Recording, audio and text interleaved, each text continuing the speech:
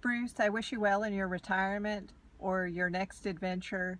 It was really great working with you. You were always a gentleman. Best of luck. Yes, sir. I'm aware of who you are. Mac McGinnis with the New Canadian Cement Company. Sure, I've heard of your company. I'd be glad to help you however I could. Well, you just mentioned their name and I'll see if I've worked with them or not. Bruce Blair? I think he's in charge. Yeah, he was in charge of technical stuff.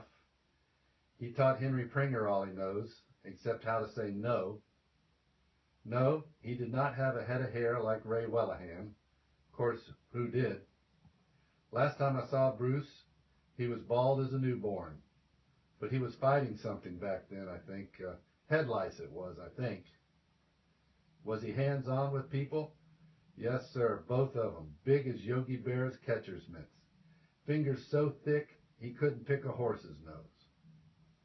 A work ethic? Well, number one, he's also a Canuck, and they work harder because they want to measure up to the U.S. guys.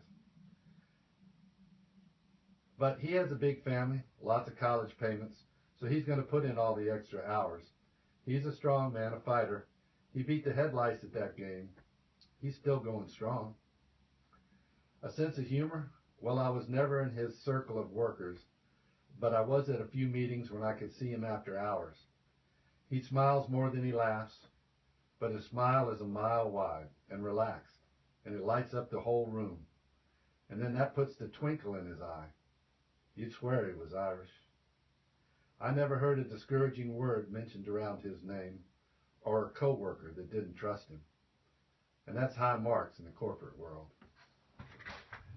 And if he ever gets struck below the Mason-Dixon line, I hope that he knows that he and his family will always have a food, drink, and a place to rest in Windsor, Virginia. Oh, and if I could be with him now, I would give him a hug.